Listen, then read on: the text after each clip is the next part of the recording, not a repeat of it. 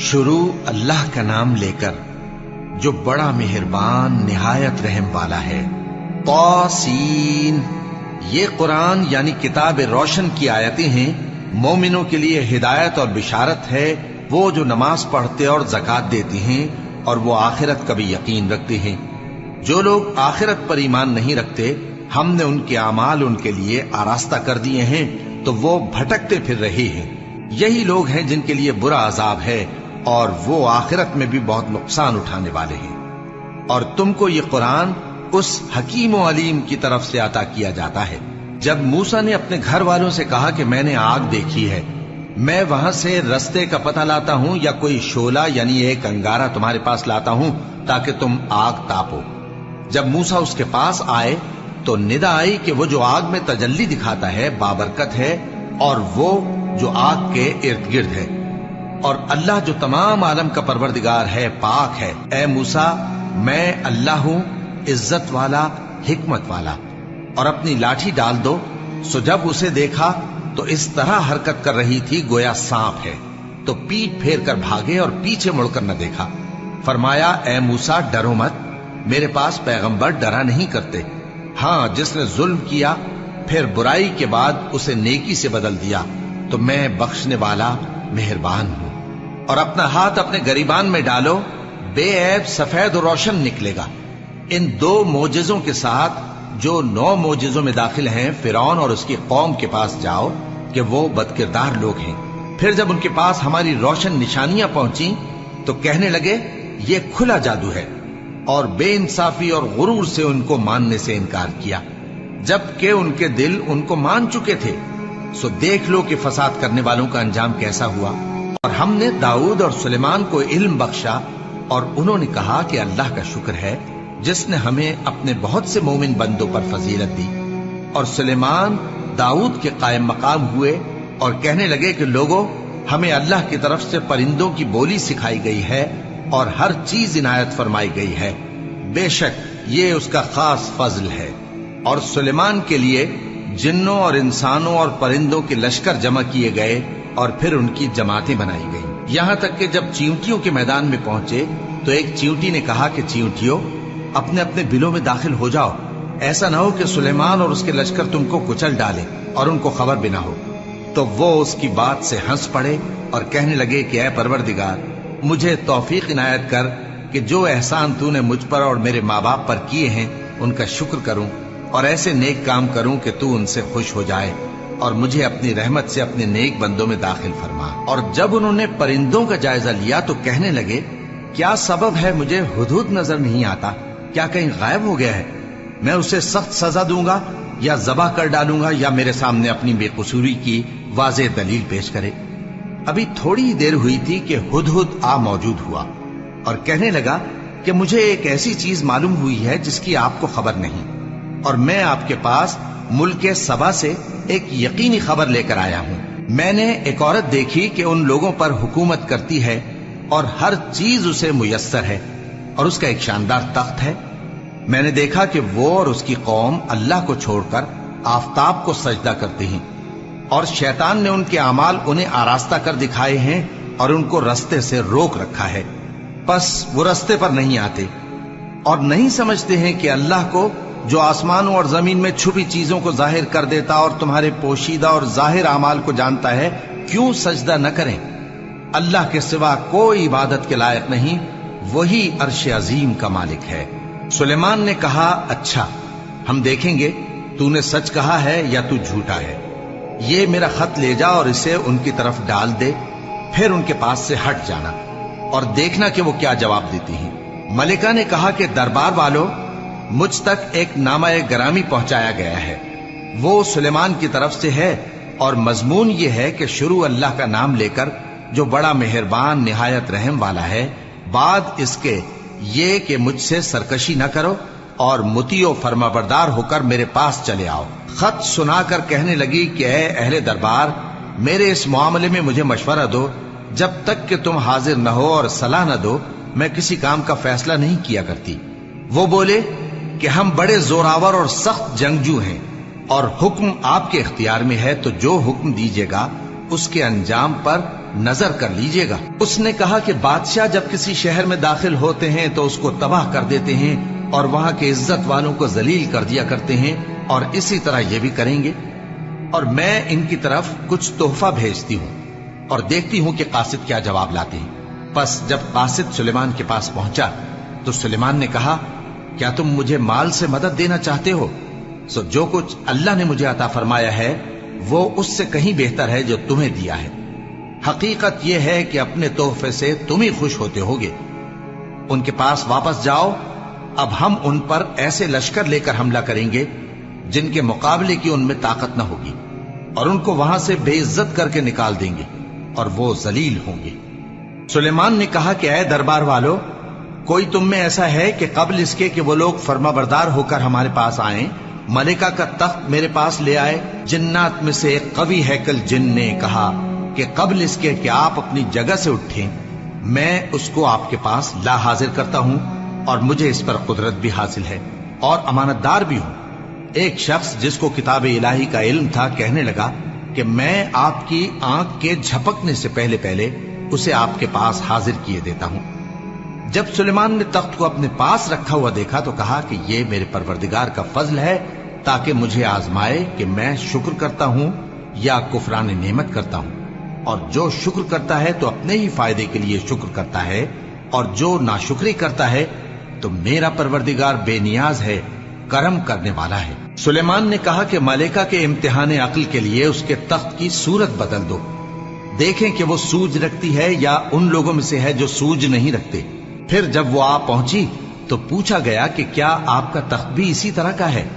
उसने कहा कि ये तो गोया हू बहू वही है, और हमको इससे पहले ही सुलेमान की अजमत शान का इल्म हो गया था, और हम फर्माबरदार हैं। और वो जो अल्लाह के सिवा दूसरों की परस्तिश करती थी, सुलेमान ने उसको उससे मना किया कि वो काफिरों में से थी। उसके बाद उससे कहा गया कि महल में चलिए।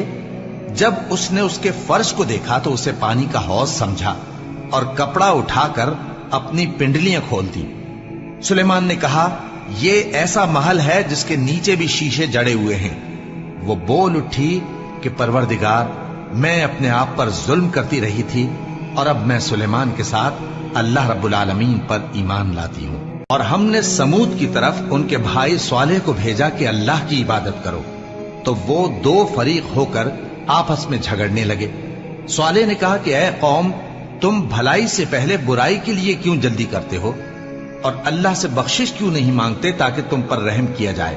वो कहने लगे कि तुम और तुम्हारे साथी हमारे लिए बुरा शुगून हैं। स्वालेह ने कहा कि तुम्हारी बदशुगुनी अल्लाह के पास है, बल्कि तुम ऐसे लोग हो जिनकी आजमाइश की जाती है। और शहर में 9 शख्स थे जो मुल्क में फसाद किया करते थे और इस्लाह से काम नहीं लेते थे। कहने लगे कि अल्लाह की कसम खाओ कि हम रात को इस पर और इसके घर वालों पर शबखून मारेंगे, फिर इसके वारिसों से कह देंगे कि हम तो इसके घर वालों के मौके हलाकत पर थे ही नहीं, और हम सच कहते हैं। और वो एक चाल चले, और हमने भी एक तदबीर की, और उनको कुछ खबर न हुई। तो देख लो कि उनकी चाल का अंजाम कैसा हुआ।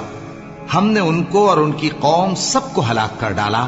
अब उनके ये घर उनके जुल्म के सबब तलपट पड़े हैं। जो लोग इल्म रखते हैं उनके लिए इसमें निशानी है, और जो लोग ईमान लाए और डरते थे उनको हमने नजात दी। और लूत को याद करो जब उन्होंने अपनी कौम से कहा कि तुम बेहयाई के काम क्यों करते हो जबकि तुम देखते हो? क्या तुम औरतों को छोड़कर लज्जत हासिल करने के लिए मर्दों की तरफ माइल होते हो? हकीकत यह है कि तुम अहमक लोग हो। तो उनकी कौम के लोग बोले तो ये बोले, और इसके सिवा उनका कुछ जवाब न था कि लूत के घर वालों को अपने शहर से निकाल दो, ये लोग पाक बनना चाहते हैं। तो हमने उनको और उनके घर वालों को नजात दी, मगर उनकी बीवी कि उसकी निस्बत हमने मुकर्रर कर रखा था कि वो पीछे रहने वालों में होगी। और हमने उन पर मे बरसाया, सो जो मे उन लोगों पर बरसा जिनको मुतनब्बे कर दिया गया था बुरा था। और जिस रोज हम हर उम्मत में से एक बड़े गिरोह को जमा करेंगे जो हमारी आयतों की तकजीब करते थे, फिर उनकी जमात बंदी की जाएगी, यहां तक कि जब सब आ जाएंगे तो अल्लाह फरमाएगा कि क्या तुमने मेरी आयतों को झुटला दिया था, हालांकि तुमने अपने इल्म से उनका इहाता तो किया ही ना था। भला तुम क्या करते रहते थे? और उनके जुल्म के सबब ان کے حق میں وعدہ عذاب پورا ہو کر رہے گا تو وہ بول بھی نہ سکیں گے۔ کیا انہوں نے نہیں دیکھا کہ ہم نے رات کو اس لیے بنایا ہے کہ اس میں آرام کریں اور دن کو روشن بنایا ہے کہ اس میں کام کریں؟ بے شک اس میں مومن لوگوں کے لیے نشانیاں ہیں۔ اور جس روز سور پھونکا جائے گا تو جو لوگ آسمانوں میں اور جو زمین میں ہیں سب گھبرا اٹھیں گے، مگر وہ جسے اللہ چاہے، اور سب اس کے پاس عاجز ہو کر چلے آئیں گے۔ اور تم پہاڑوں کو دیکھتے ہو تو خیال کرتے ہو کہ مضبوط جمے ہوئے ہیں، مگر وہ اس روز اس طرح اڑتے پھریں گے جیسے بادل۔ یہ اللہ کی کاریگری ہے جس نے ہر چیز کو مضبوط بنایا، بے شک وہ تمہارے سب افعال سے باخبر ہے۔ جو شخص نیکی لے کر آئے گا تو اس کے لیے اس سے بہتر بدلہ تیار ہے، اور ایسے لوگ اس روز گھبراہٹ سے بے خوف ہوں گے۔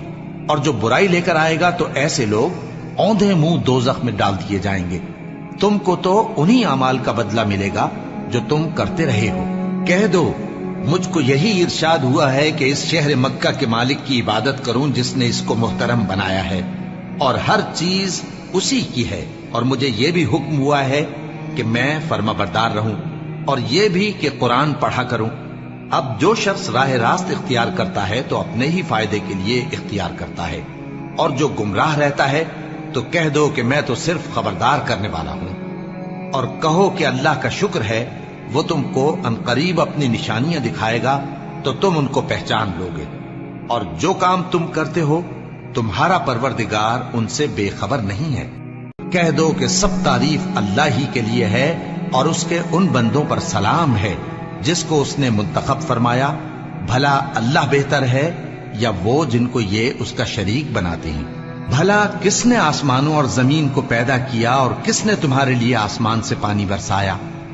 پھر ہم نے اس سے سرسبز باغ اگائے۔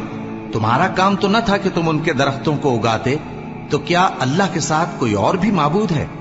ہرگز نہیں، بلکہ یہ لوگ رستے سے الگ ہو رہے ہیں۔ بھلا کس نے زمین کو قرارگاہ بنایا اور اس کے بیچ نہریں بنائیں اور اس کے لیے پہاڑ بنائے، اور کس نے دو دریاؤں کے بیچ اوٹ بنائی؟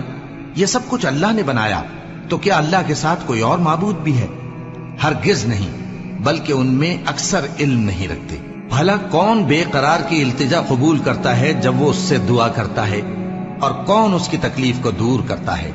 اور کون تم کو زمین میں اگلوں کا جانشین بناتا ہے؟ یہ سب کچھ اللہ کرتا ہے، تو کیا اللہ کے ساتھ کوئی اور معبود بھی ہے؟ ہرگز نہیں، مگر تم بہت کم غور کرتے ہو۔ بھلا کون تم کو جنگل اور دریا کے اندھیروں میں رستہ بتاتا، اور کون ہواؤں کو اپنی رحمت کے آگے خوشخبری بنا کر بھیجتا ہے؟ یہ سب کچھ اللہ کرتا ہے، تو کیا اللہ کے ساتھ کوئی اور معبود بھی ہے؟ ہرگز نہیں۔ یہ لوگ جو شرک کرتے ہیں اللہ کی شان اس سے بلند ہے۔ بھلا کون خلقت کو پہلی بار پیدا کرتا پھر اس کو دوبارہ پیدا کرے گا؟ اور کون تم کو آسمان اور زمین سے رزق دیتا ہے؟ یہ سب کچھ اللہ کرتا ہے، تو کیا اللہ کے ساتھ کوئی اور معبود بھی ہے؟ ہرگز نہیں۔ کہہ دو کہ مشرکو اگر تم سچے ہو تو دلیل پیش کرو۔ کہہ دو کہ جو لوگ آسمانوں اور زمین میں ہیں اللہ کے سوا غیب کی باتیں نہیں جانتے، اور نہ یہ جانتے ہیں کہ کب زندہ کر کے اٹھائے جائیں گے، بلکہ آخرت کے بارے میں ان کا علم ختم ہو چکا ہے، بلکہ یہ اس کی طرف سے شک میں ہے، بلکہ یہ اس سے اندھے ہو رہے ہیں۔ اور جو لوگ کافر ہیں کہتے ہیں کہ جب ہم اور ہمارے باپ دادا مٹی ہو جائیں گے تو کیا ہم پھر قبروں سے نکالے جائیں گے؟ یہ وعدہ ہم سے اور ہمارے باپ دادا سے پہلے سے ہوتا چلا آیا ہے، کہاں کا اٹھنا اور کیسی قیامت؟ یہ تو صرف پہلے لوگوں کی کہانیاں ہیں۔ کہہ دو کہ ملک میں چلو پھرو، پھر دیکھو کہ گناہگاروں کا انجام کیا ہوا ہے، اور ان کے حال پر غم نہ کرنا، اور نہ ان چالوں سے جو یہ کر رہے ہیں تنگ دل ہونا، اور کہتے ہیں کہ اگر تم سچے ہو تو یہ وعدہ کب پورا ہوگا؟ کہہ دو کہ جس عذاب کے لیے تم جلدی کر رہے ہو شاید اس میں سے کچھ تمہارے نزدیک آ پہنچا ہو، اور تمہارا پروردگار تو لوگوں پر فضل کرنے والا ہے، لیکن ان میں سے اکثر شکر نہیں کرتے۔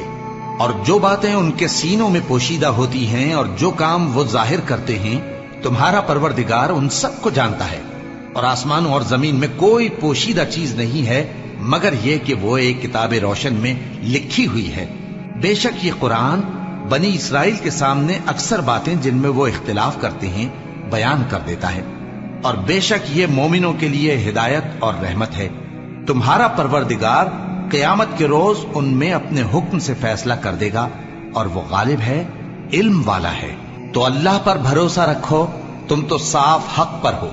کچھ شک نہیں کہ تم مردوں کو بات نہیں سنا سکتے، اور نہ بہروں کو جبکہ وہ پیٹ پھیر لیں آواز سنا سکتے ہو، اور نہ اندھوں کو گمراہی سے نکال کر رستہ دکھا سکتے ہو۔ تم تو انہی کو سنا سکتے ہو جو ہماری آیتوں پر ایمان لاتے ہیں، پھر وہ فرما بردار ہو جاتے ہیں، اور جب ان کے بارے میں عذاب کا وعدہ پورا ہوگا تو ہم ان کے لیے زمین میں سے ایک جانور نکالیں گے جو ان سے باتیں کرے گا۔ یہ ہم اس لیے کریں گے کہ لوگ ہماری آیتوں پر ایمان نہیں لاتے تھے۔